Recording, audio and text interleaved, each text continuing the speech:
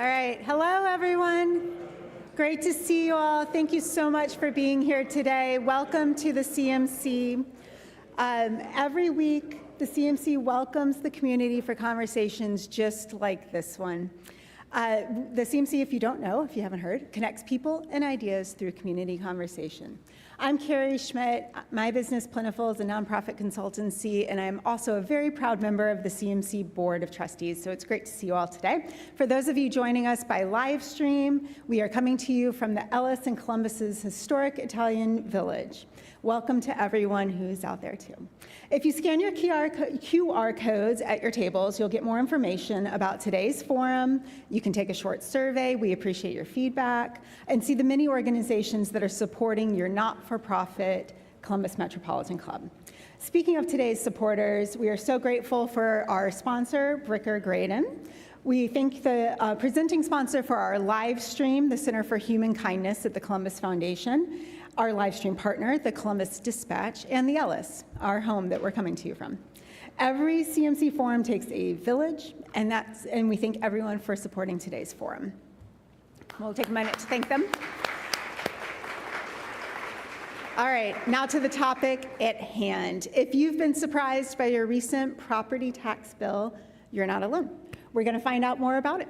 Welcome to today's forum, Taxed and Confused, Making Sense of Rising Property Taxes in Ohio.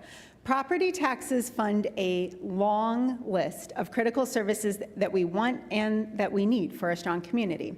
But what's driving our property tax increase? Where does the money go? We'll find out today. To introduce our panel, please welcome my colleague on the CMC board, Joelle Kazem, with Bricker and Graydon. Thank you.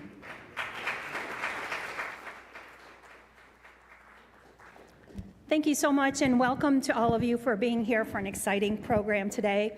The law firm of Bricker Graydon's public sector group follows closely how property taxes, which are the primary source of school funding in Ohio, affects districts around the state, among many of the other things that taxes fund. We are honored to be a part of today's wonderful program and to hear firsthand what is happening, and importantly, how vital schools are to Ohio's ability to promote a competitive workforce. And now, I would like to bring up, there we are, Anna Staver, who will be our moderator for today's program. And we also welcome Michael Cole, President of the Columbus City School Board, Greg Lawson, Research Fellow with the Buckeye Institute, Michael Stinziano, our Franklin County Auditor, and once again, Anna Staver, state government and political reporter for Cleveland.com and the Cleveland Plain Dealer.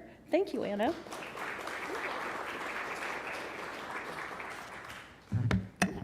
Adjust this up a little here. So, for those of you who don't know, Ohio has nearly 4,000 taxing districts in the state. So that means your property tax bill isn't just one charge from one place. I like to think of it like a shopping cart. So with a bunch of different items in it. So picture like an Amazon shopping cart. So you might have a school levy, a fire district, a zoo, a park, a mental health board. And your cart can look totally different from your neighbor's, even if you just live a few blocks away. And things get even more confusing when you try to check out with your shopping cart because you get to apply discounts. I think of them as coupons, and so if you're a veteran, or you're a senior citizen, or most of your school levies passed before 2013, you get different coupons. So you get all the different items in your cart, and you add all the coupons, and then you finally get what you actually owe for your property taxes. And that means that even if you have an identical shopping cart to your neighbor, you could be paying very different prices. And look, Ohio has been adding discounts and districts for decades, but in the last couple of years, things kind of feel like maybe they've gone off the rails and have become what lawmakers are now calling a property tax crisis. And we're gonna get into all of that in just a minute, but I wanna make sure we're all on the same page. So we're gonna be talking about something called mills or millage. So Mr. Lawson, can you quickly explain what the heck a mill is? Sure. It's always fun to be able to talk about things that everybody understands, everybody knows, and it's the first thing that you think about when you see your tax bill. Oh, yeah, I know exactly what that is. Well, basically, a mill is it's a term that refers to basically a tenth of a cent, which is what is and it's really the tax rate. So it's the effective tax, or I shouldn't say effective, be very careful with your terminology in this world. It is the tax rate that then gets applied to what is the assessed value of someone's property. So you're actually taxed not on your market value, but on what is an assessed value, and there's a whole process associated with that. But in the simplest terms, mills is the tax rate. It's, again, a tenth of a cent, so it's, but, you know, why can't we just talk about dollars and things like that instead of having to call it mills? I think that's a good question, but that's a good table-setting exercise to understand at least the first base level of terminology. Yeah, so it's $1 for every $1,000 of value. So that brings me to Mr. Stinziano. So Greg just used the terms appraised value versus assessed value. So what my home is worth is not what I pay property taxes on, right? Correct. So the auditor is very popular for a variety of reasons, not only because we issue dog licenses, but because of our role in property valuation every 3 years. Under Ohio law, the auditor's valuation is what is going to be used as part of the calculation to get the property tax. The auditor's valuation is not the market. We remind folks all the time, we are not the market. We are trying to establish the fair and accurate valuation within a taxing district of those properties, 35% of which, combined with the taxing district, is how we'll get to those property taxes. So then if your home was worth 100 grand, and let's pretend, because probably no home in Columbus is worth 100 grand, you'd be taxed on 35,000 and a single mill would raise 35 bucks. Until you get to the coupons. But Right, yes. but for simplicity's sake. And finally, one more vocabulary word before we get to the actual questions. Mr. Cole, we're going to talk about all kinds of levies, some of which they're talking about getting rid of at the state legislature. So what is a renewal? What is a replacement? What the heck is going on? So just so everybody understands, levies and bonds are tax initiatives that on the levy side, you have operating levies, you have permanent improvement levies, you can have an emergency levy. But let's just stick, for the sake of this conversation, to operating and permanent improvement, like what we passed in 2023 at 7.7 mils.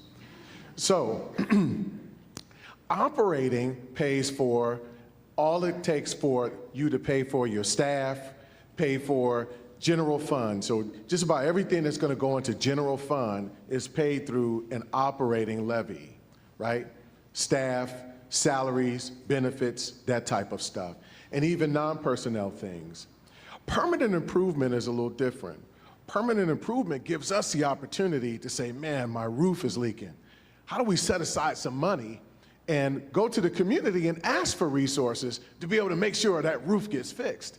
Well, that's what that permanent improvement set aside actually gives us the opportunity to do. We know that there are things that have to be replaced in the district, from buses to roofs to parking lots to any myriad of things, even to a classroom. Permanent improvement gives us that opportunity to do that. Now, how we extend that capital space is also to bonds. So anybody who ever wonders what a bond actually does, what it does is contribute to the capital side of things. So we can really dedicate those dollars to replacing things, even the possibility of building new with bond. All right, so let's actually get into why everyone's here. Mr. Lawson, let's start with you. We have had this system for decades.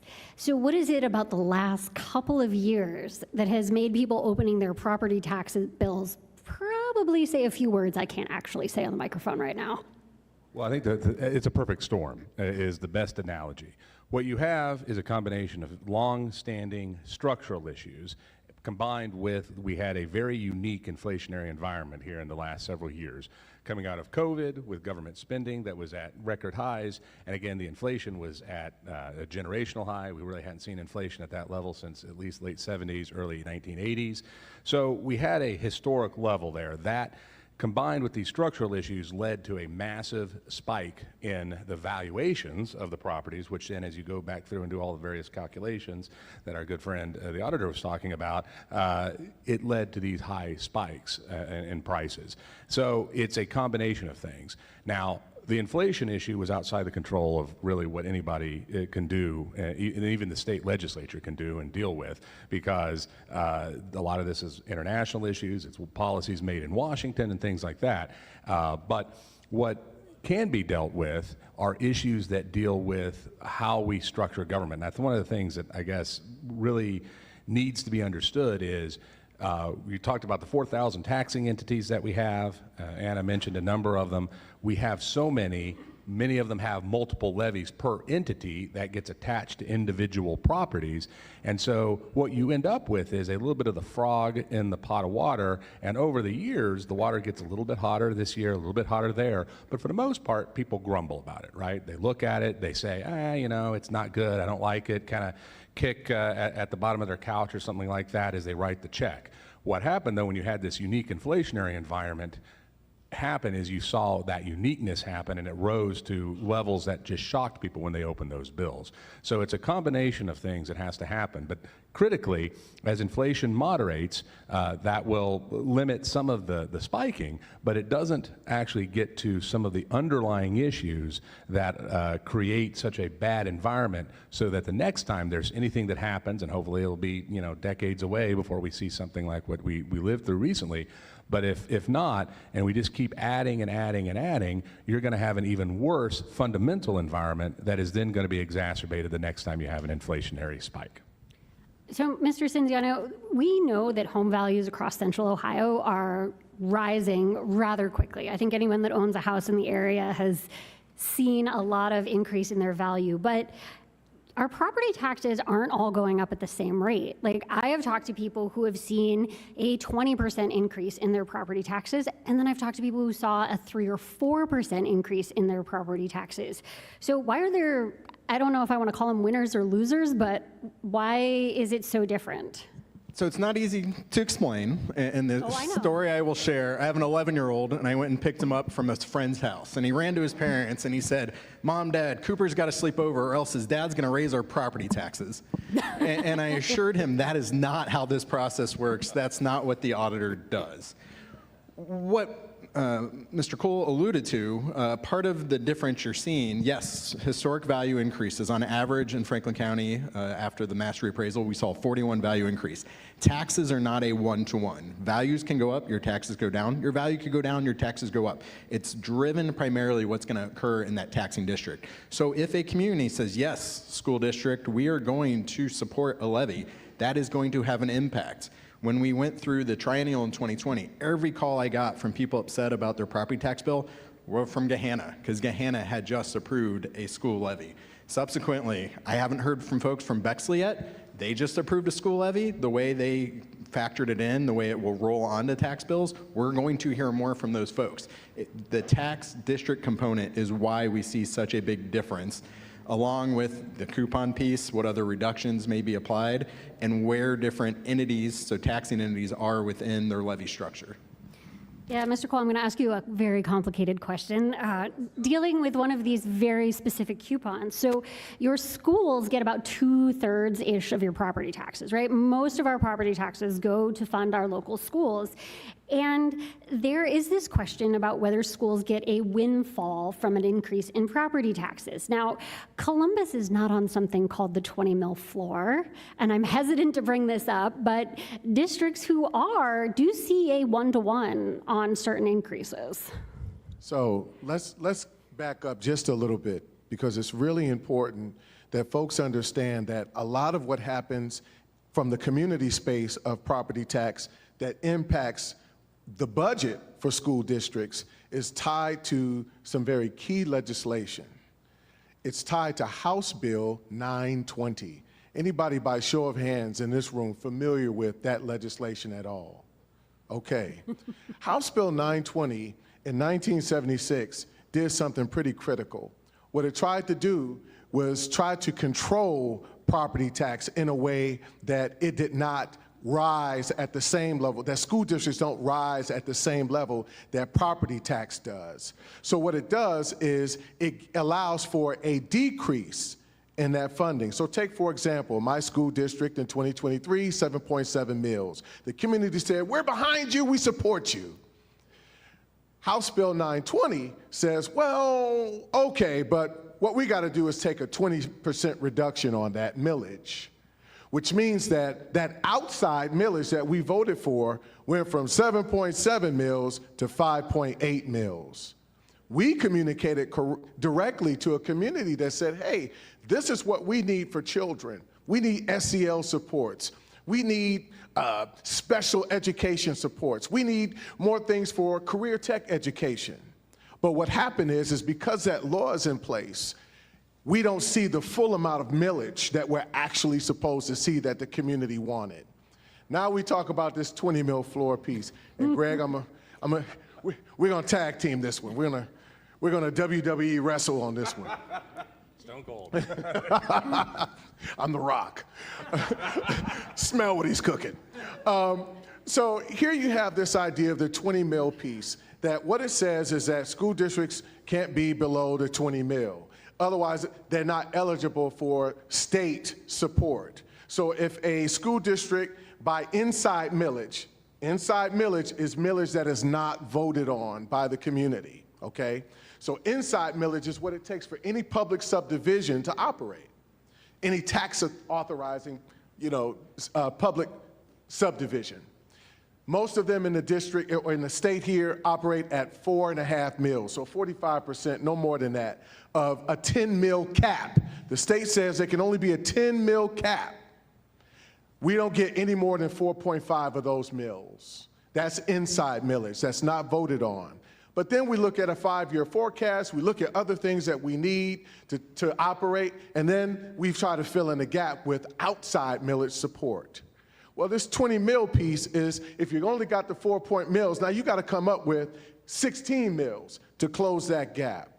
What happens is, what makes it unfair for some folks is that the bad side of that 20 mil floor is that those who operate above an average understand that the state does the math based on averages. I don't care if it's grades, I don't care what it is. It's all based on the idea of averages. Am I saying that right, Greg? Generally so. Okay. Whoever falls above that average pays more in the property tax. Whoever falls below that average, well, they're the ones who had the win-win kind of situation, so to speak. But the whole 20 mil floor piece is designed as another tool to support 920 that says that we're going to control property tax in a way that it doesn't create this kind of excessive type of situation. There's solutions to that I hope that we are able to get to later in the conversation. But that's where that inequity actually takes place. You'll hear me talk about equity as well from a couple different vantages. The first is that kind of social scientific piece that we use in education that talks about fairness. We understand equity today largely as fairness, but how many money people are in the room? Any finance folks? I see one right there. Okay. Finance people, you know what equity is from a financial perspective. It is what you own based in difference to what you owe. It's basically what you own. Any of us who are property owners in the American dream understand that. I'll close on this before we move on. Today's conversation is largely about 3 different concepts. The idea of, we've abandoned this idea of DEI. What about DVI? What about dreams, value, and investment? This conversation is all centered on what we, as baby boomers and post-baby boomers, view how we value our American dream asset of our homes and use its value to appropriate for everything from schools to libraries, the zoo, you name it. I want you guys to think of it from that standpoint. I think that will help us start to reimagine how it is that we want to see a real investment in public education in a way that'll make us sustainable, make us equitably sound, and make us solvent over time. Greg, I definitely want to pick up on that and kind of ask you a little bit. Some conservatives in the legislature say that inside millage is unvoted tax increases. They say that the floor, which allows a 1-to-1 increase on property taxes, is unfair, and they're talking about kind of getting rid of both. There's a discussion. Well, yeah, there's definitely discussion about that. So the real question is, and I think 920 is definitely one of the challenges. It's why we have what I characterize as the property tax hamster wheel, because what it essentially was created in 1976 when there was actually the previous round of inflation that led to an awful lot of price spikes before the one the most recently. And so there was a lot of things that happened nationally. California did, I think it was 920 I forget. Prop 13, which did a very hard cap on the growth. So it tried to mitigate inflationary growth that was unvoted.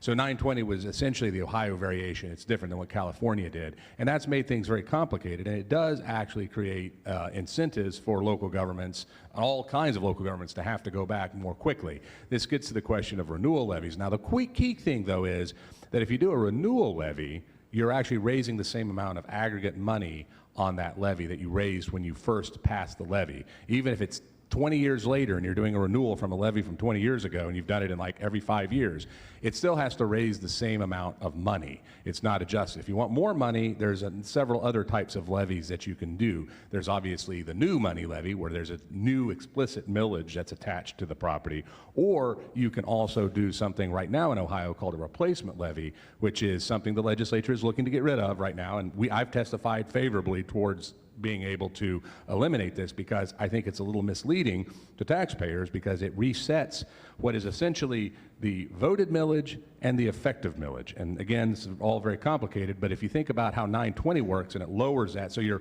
raising the same amount of money, but your values have gone up. You're not capturing the value of money, like Mr. Cole was saying, but you are still raising the same amount of money that you initially had done. Now, a replacement would reset the voted and the effective millage. So effectively, a replacement is a tax increase, because now you're using that to capture the entire amount of the increased value. So, but again, I think this gets to the point. It's very confusing for a lot of voters. Some jurisdictions, I think, are very transparent in how they sell this to the public and to their local taxpayers. I think there are some that are a little less transparent in how they do that. And as you can probably imagine, it's easy for people to get confused and not actually be completely aware of what they're doing. So I do think, there's all of these levies, all of these ways that we have to raise the different money, how it's all been sort of put together over the years. And that's why I use some of these analogies like frogs in water and the boiling pot, so to speak, because this has happened over the course of decades. That is what's set the stage for everything that is happening now, is that you have all these little pieces that in and of themselves you might say isn't that big of a deal. It wouldn't be the thing that breaks the bank. But as it aggregates over time, or pancakes and layering effect and all of the levies, and actually just anybody who hasn't done this yet should go to the auditor's website.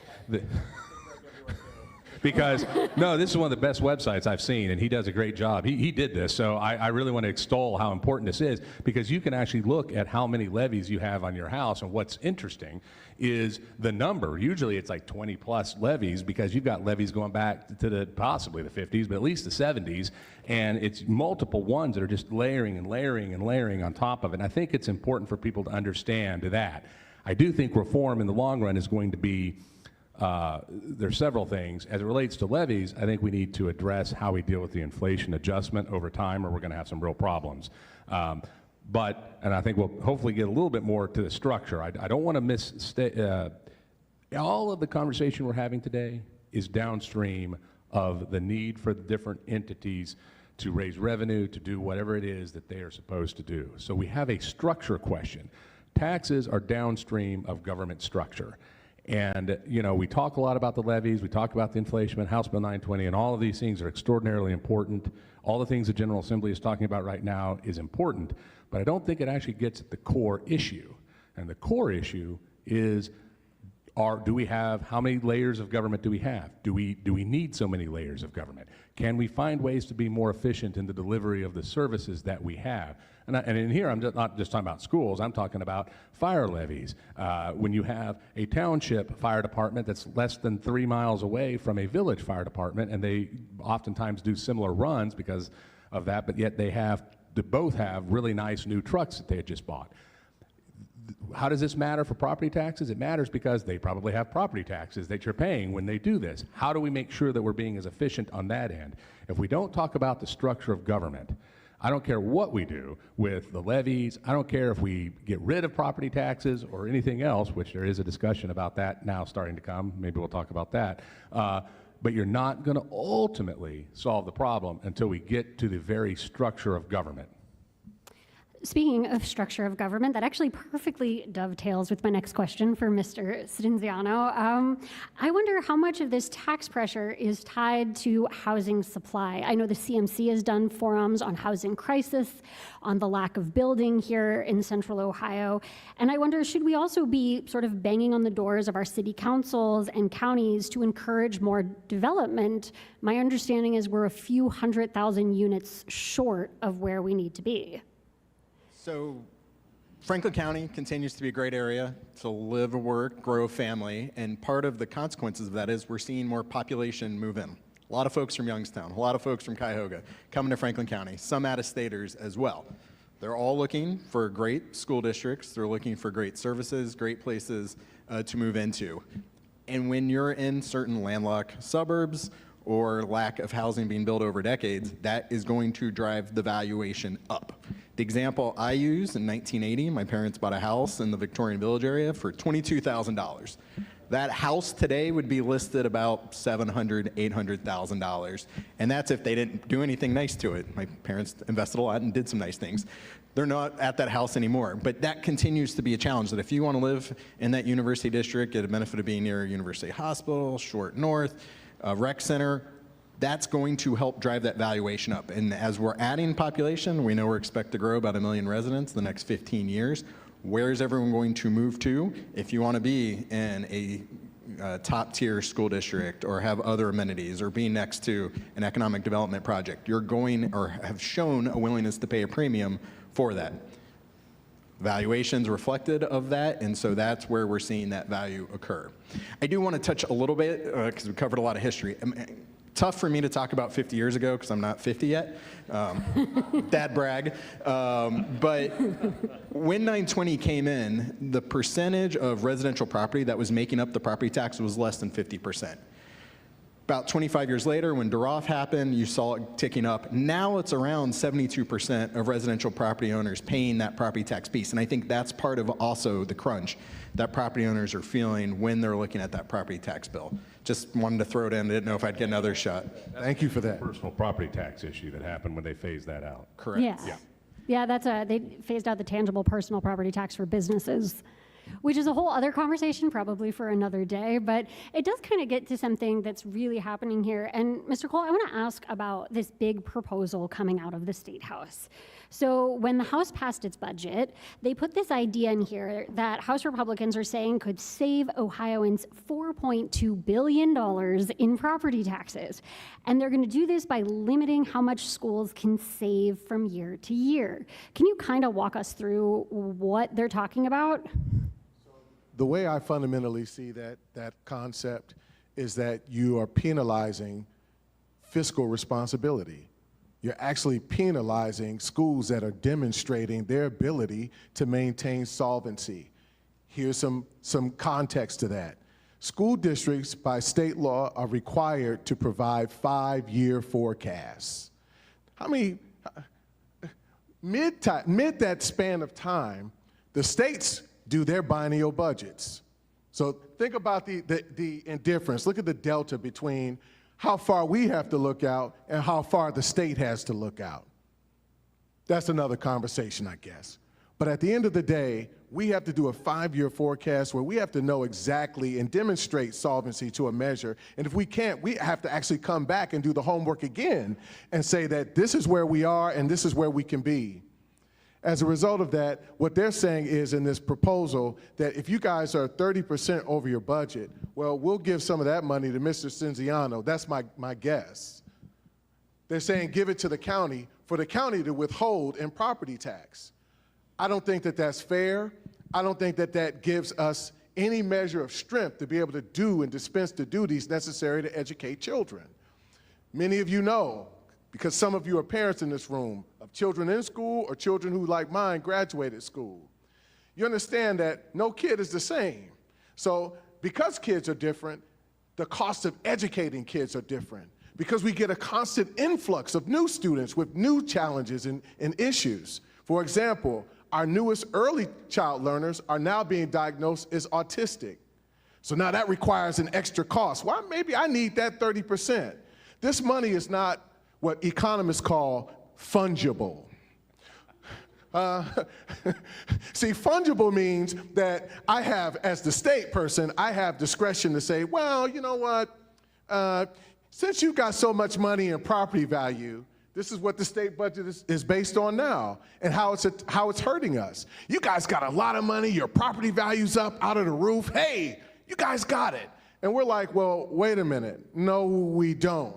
We're a growing district. We're a district with a lot of different needs. Every dollar, every cent for us counts. So the idea that you're going to withhold that 30% is, I think it's detrimental. I think it's harmful. And again, I don't think it's a good support of what is demonstrating fiscal responsibility on the part of organizations like mine that take into account not only salaries and benefits, but how much cash on hand we need to maintain solvency. Our bottom line is not zero in Columbus City Schools in terms of our fiscal management. We don't go to zero. We try to go to 30 days cash on hand or 60 days cash on hand. Well, how does this dynamic change that for us? How does this impact our ability to maintain our bills and maintain educating kids? Yeah, Greg, this is getting a lot of chatter at the State House, particularly because it's a one-time property tax refund. I couldn't help myself, so I did all this complicated math to kind of figure it out, and it would depend on how much your district carries over. I personally, if this happened, and I live in Olentangy, for those of you who care, if they didn't spend the money elsewhere, I would get back about $1,100 next year. Now, the city of Cleveland doesn't have a carryover balance, so those folks would get nothing. Well, I think that the concept behind it, I think, actually makes some degree of sense. We can argue about what the amount is, but we do have school districts. We have some school districts that are well below the 30%, so they wouldn't qualify anyway. We have plenty of, but we also have districts that have over 100%. That means they have over a full year worth of amount that they're setting back on. And in some cases, they even go to the levy while they're still at that, at that amount. Well, I think what the legislature is saying, I think rightfully in terms of the concept is, well, we shouldn't just be letting these people hoard those dollars. Again, that's not a universal issue. That's a district by district thing, but it does happen in this state and it happens in a lot of places. So now the 30%, we can argue about that. Frankly, I think it's probably a little low. I don't think that's probably the right percentage there. I also think the way it's structured in the bill is going to incentivize school districts to spend money down so they can avoid this.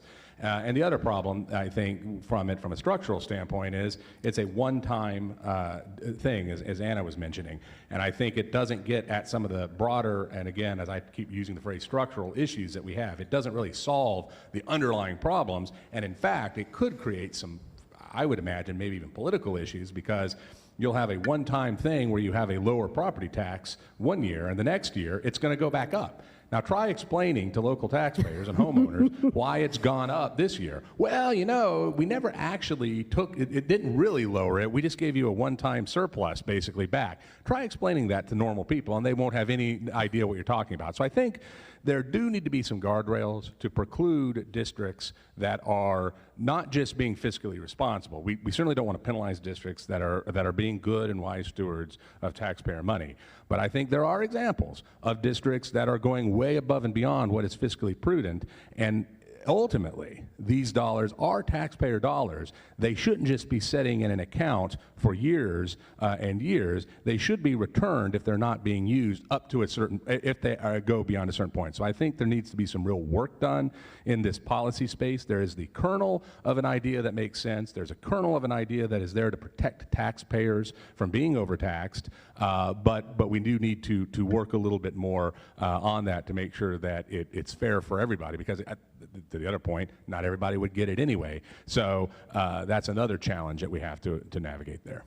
So, Mr. Stinziano, I'm sure you would love to explain that to all of your residents in 2027, but... I actually really like your analogy. It's kind of like a BOGO.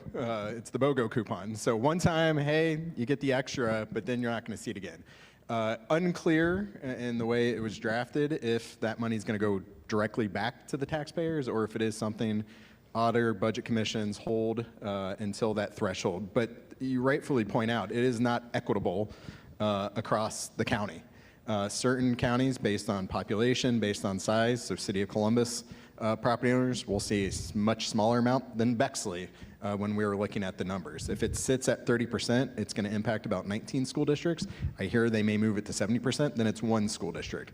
And so what they're trying to solve isn't long-term property tax relief. It is not long-term addressing the challenge that we're seeing. It's a budget. We've got candidates that want to eliminate property taxes out there running statewide. It's going to be curious to see if this really has traction. From my days at the State House, when you ask where did this idea come from and no one raises their hand, kind of tells me not really an idea ready for prime time. But we will continue to see what we do throughout the budget process.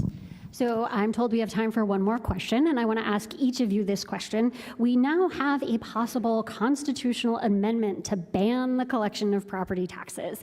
It is before the ballot board right now.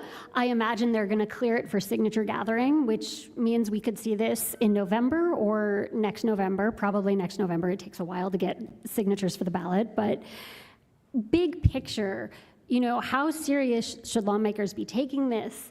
And for you in particular, Mr. Stinziano, what would it mean if property tax collection just stopped? So I am always quick to remind everyone, it is the treasurer, not the auditor, the treasurer who sends you your property tax bill and who you write the check to. I actually send checks out, so thank you for those that were poll workers on election day or that do jury duty. My names are on those checks. It's a quick question, but with big consequences in terms of, sure, it's easy to say no more property taxes, but what it funds, as we've talked about, is a variety of services that our communities rely on. If you are in a school district, what is that consequence going to be when 70% of the property tax bill is funding that school district? What will it do to senior services? What will it do to the zoo? There are big consequences for eliminating that. And I know Mr. Lawson's kind of talked about where you may make that difference up if you're looking to make it up. We could be looking at income tax increases, which is what the legislature loves to continue to cut. But as we've heard from Governor DeWine, people aren't talking about the income tax, it's that property tax piece. So, I appreciate we're having these conversations. Nothing's more frustrating than folks getting their property tax bill and asking me what happened. And I say, your community just voted on X, Y, and Z. That's where this value property increase is occurring, but I think we're at a very front end of a very long conversation that hopefully will lead to some reforms. And Mr. Lawson, that kind of gets to your point you were hoping to make, which is, what I heard from Speaker of the House, Matt Huffman, in reaction to this amendment was it should be a wake-up call that we've got a big problem. Well, yeah, I think the goal behind it, I actually happen to know several of the people who are involved in this effort. I didn't realize they were going to submit the signatures. But I will say this. It is reflecting a real problem and a real frustration that's out there, and I do think it's a wake-up call. I do think it's a bad idea. I think it's actually a terrible idea. It will blow holes in budgets, and it will either do one of two things. Either you will have to cut services, and in this case, we're not talking about cutting services with scalpels. We're talking about using meat cleavers to cut things. So it's really, really significant what would happen. Or you're going to have to raise income taxes. We could do income taxes at the school district level, but you'd be jacking the income tax rate up at the local level to really high rates, or you'd be having to do some sort of a hybrid with sales tax, which creates all kinds of other problems. So it's not wise. And the other thing is, it doesn't actually get at the core problem. And if there's one thing that I want to get across to folks is that property taxes, as much pain as they're causing now and as much of an issue as it is now, it is still downstream of how we have structured our local government here in the state of Ohio. If you just get rid of the property taxes entirely, you still have a local government problem. You still have too many local governments. You still have other things that we didn't get a chance to talk to today. You get away with too many tax abatements that basically diffuse the tax to other taxpayers, which is unfair. You have, and again, I'll drop a little mic drop in here, you have collective bargaining issues, which create automatic increases at the local level, which are big, big issues and drive a lot of spending. We're not going to talk about any of that if we just get rid of the property tax. It doesn't address the structural issues, and it's easy to say, let's get rid of this. The hard work is getting underneath the hood of the car and tinkering around with the engine and really looking at all of the pieces and how they interact with each other. It's a Gordian knot of a problem. And for those of you who know Greek mythology, there was a famous knot, and nobody could ever untie it, and whoever would untie it would conquer the world, right? Well, Alexander the Great comes along, and he takes his sword out, he cuts it, and he goes on to conquer Persia and become one of the greatest figures in world history. We have a Gordian knot of a problem, and it's local government. Property taxes are an element of that, but there is much, much more that we need to do, and if we don't use this wake-up call to address those issues, we are failing the taxpayers of the state of Ohio. All right, well, we want to open up to questions from all of you, and I guess also both online, right, if people want to add their questions. So I'm going to turn it over to Doug in the back of the room. If you want to go up, you can ask a question as well. Anna, thank you very much. Thank you to today's panelists. Great conversation. We have a good-sized live stream audience right now, too. But if you do have a question for today's panelists, as Anna mentioned, please do join us here at the microphone. If you're watching online, please type your question into the chat. We'll try to get to as many as we can. Great questions at CMC can be asked in just a couple of sentences. And what punctuation mark does a question end with? It ends with a question mark. Yes, they do. Thank you very much. Thank you. I'm going to launch us off with this one. I won't ask the panelists if they think property taxes should be illegal. It sounds like we've covered that one. If a child is enrolled in a private school and does not utilize public education services, should the portion of property taxes allocated to public schools be prorated or adjusted? That's like a good question for you. Thank you. Thank you so much for that question. So here's one of the base challenges with that issue. One is that just under $1 billion is being expended towards vouchers. Vouchers that most of the families that are utilizing them don't actually need. They have a household income that actually can afford private schools. In addition to that, this is a fundamental issue, specifically if some of these private schools are parochial, if they're religious-based schools. We have in our Ohio Constitution, in the 6th section of our Ohio Constitution, that speaks directly to education being a priority for the state, who's responsible on any given level, and where those proceeds can actually go. I think that if a family needs a voucher, right, I don't discourage any place that parents want to take their children to be educated. But if you need a voucher, then you need the voucher. If you don't, then make it available to a child and a family that actually need to utilize that. But otherwise, I think that those dollars need to be sent in public education, where more than 80% of families in this state actually decided to place their children in schools, in public schools.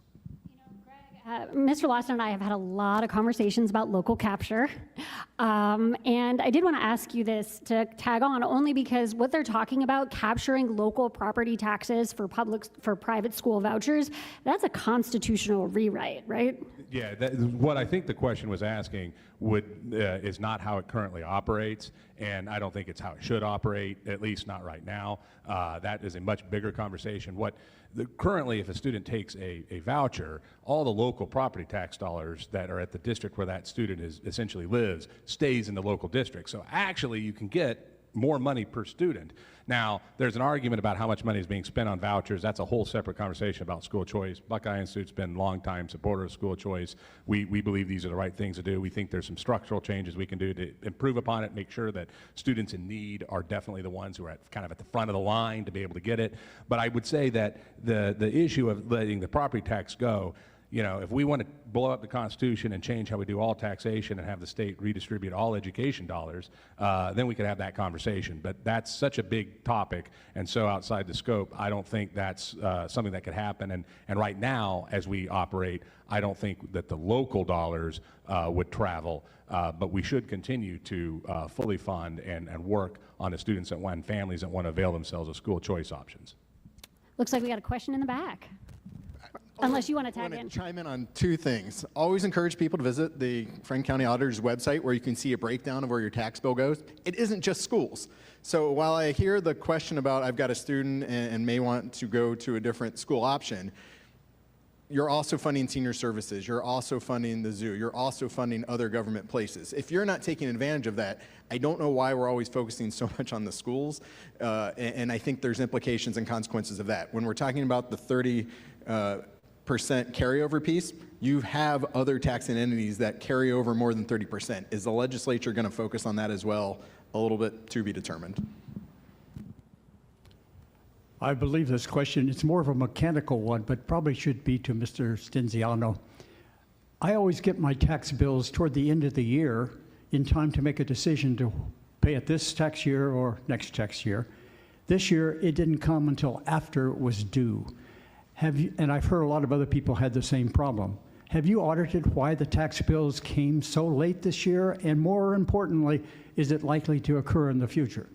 Great question. I will remind you, it's the treasurer, not the auditor, the treasurer. But you audited, right? So what's been happening, what happened is we have to wait for overlap counties to certify their elections to the Department of Taxation. So Franklin County was done.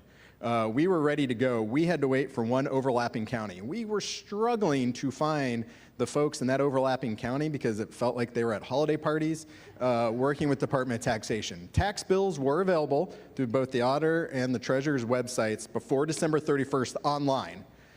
Treasurer does have to mail them out, so I think that's when you received it after the fact. We always encourage folks, contact treasurer, auditor's office. But what is slowing things down is that overlapping piece. We have a commitment from the Ohio Department of Taxation that they're going to hold firm on deadlines, so we're not in this. But for the past 3-4 years, it continues to be overlapping counties that are causing Franklin County bills not to be set as quickly as we're prepared to do or ultimately get mailed out.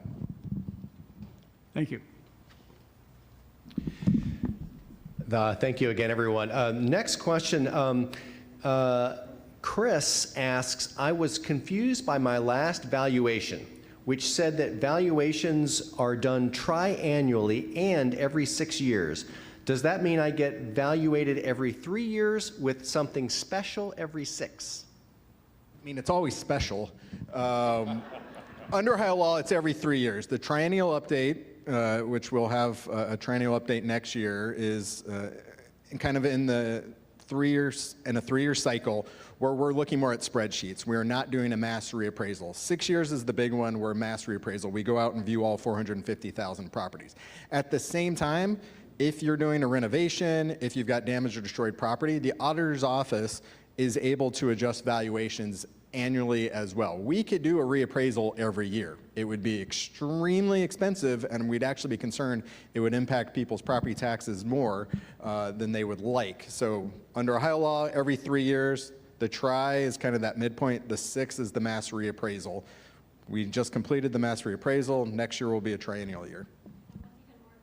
I think I was going to mention what's even more confusing is all counties don't go together. They're all going at different times. 88 counties, and we're all in different cycles. Part of that is because the Department of Tax can only handle so much.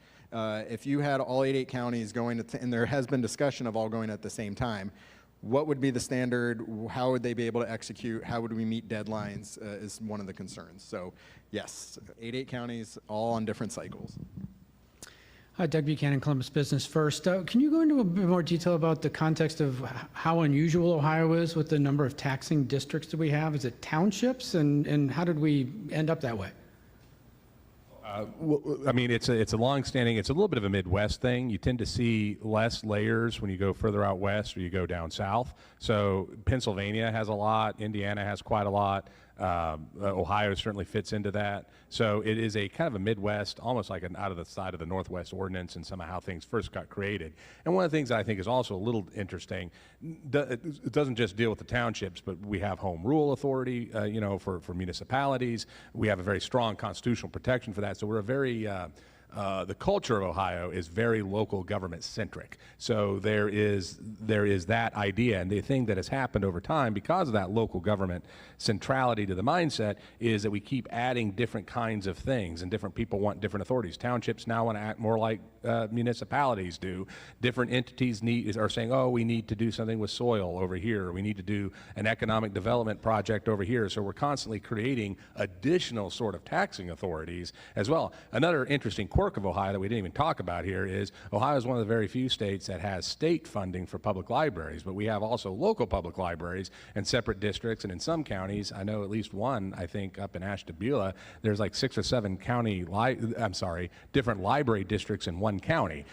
So we have just a lot of quirks that have been built up over time that is sort of a historical legacy, I think, of a general Midwestern sort of, we wanted local government closest to the people. And generally, I'd say that's a good thing. But one thing I've seen since I've been at Buckeye is that can also be a little bit of a detriment, especially as technology has happened and we can do things more effectively and efficiently to deliver the services people want without going too far. And we haven't really addressed the fact that what might have made sense in the 1800s doesn't necessarily make sense now in the 2000s. But if I can chime in on that just a little bit, I think at the end of the day, it's also important to understand that we still need to be able to afford these services, and they have to be prioritized. At the end of the day, like you said, and like has been discussed at the panel, all of these levies deal with a big part of our local communities and society in Ohio as a whole. With that in mind, then, how do we create, not if we're just doing the kind of Doge thing of eliminating levels of government. I just want to take that dig. I want to take that dig. I'm ready to go. I wanted to take that dig. But not so much that we're just doing that, but that we're actually within the system in the meantime, in between time, fixing it by creating fairness. How are we giving circuit breakers? How are we executing on opportunities to provide rebates and tax incentives for folks who don't fall within the income space to be able to afford these rising costs, right? So that's one of several ways in which we can address this type of situation. There are others where we can require folks to pay their fair share. So what we didn't discuss in this conversation, we talked a lot about residential property ownership, but we didn't talk about commercial property ownership, and the fact that business, the Board of Revision, the state changed laws to make it much more amenable for them, including local government here, for them to get tax abatements, for them to shorten our amount of time to challenge the Board of Review on property valuation. They also took away something called pilots from us, payment in lieu of taxes. That was one of the strongest cases I could make to my colleague teachers and others who are concerned about tax abatements locally. Well, wait a minute, they still give us the money on the dirt, but we can work with them in pilots that was bringing in, I want to say, between $15 and $17 million a year for us. Gone because the state legislator took it away from us. We have to build based on the dream, the value, and the investment. We have to be willing to adjust the system for fair share distribution, fair share pay. Let me just say, I agree with you on the local abatements issue. There's some other things I don't 100% agree on, but on that issue, that is part of the overall discussion we have to have. We got to put some more guardrails on this. We do way too many abatements, and that's making our local property tax code Swiss cheese, which means that everybody who doesn't get the special dispensation isn't a winner in whatever decision we've made, isn't the new business. And this goes to smaller businesses too, because we tend to give abatements out for the new big guys and the shiny guys, not the people that have been there for 20 or 30 years. That's not fair. So we need to start putting these things away so we can have a tax code that is fair for everybody, because low rates, broad bases, that's economists talk, but what it boils down to is you actually want to tax a lot of things. You just want to tax it really low. The problem in Ohio is we tax fewer things much higher. Thank you. We have 2 minutes left for one final quick question. Chris Herman, short question, you already touched on this, but maybe a little bit about the change of burden from a shared commercial residential kind of tax base to one that's now favoring more the residential. I think you're touching on the abatements, but I live in Worthington. When the inventory tax changed at the state level, the schools lost $4 million a year. I mean, not just one time, $4 million a year from the Anheuser-Busch and other things like that. So that was part of a big comprehensive tax package back in 2005 because it was a very uncompetitive tax and it became a real problem that was actually being gamed by a lot of people. They replaced it with another state tax called the commercial activities tax, and there was some temporary replacement out of I think out of that CAT tax. They paid some of it back to the locals, but you're right, that's created a problem, which is not easily answerable because you don't want to just stick that back. That's harmful to manufacturing, a lot of the industrial jobs and stuff like that, which is again why they did it. So I think there was a good rationale for why they did it, but those downstream effects have been significant. I think what you have to then be careful about is what are you doing with the tax base that you still have? And I think that gets back to some of those questions about how much we allow locals, and this is mostly a local phenomenon, although sometimes the state gets involved with incentives, but a lot of these are local incentives and locally driven, and sometimes they're driven to also move a business from one village to another village or from a township to a village and doing things like that where we're not increasing the overall regional pie, we're just shifting where those taxes are going, and that's not helping, and then that diffuses it. So I don't think we should put the taxes back on the businesses, but we need to be much more careful about the new tax breaks we're giving. We've been doing way too much of that for way too long, and it's part of the problem. All right, it looks like I'm getting the signal to wrap it up. I want to say thank you to our three panelists, Mr. Michael Cole, Greg Lawson, and Michael Stinziano. So let's give them all a big round of applause.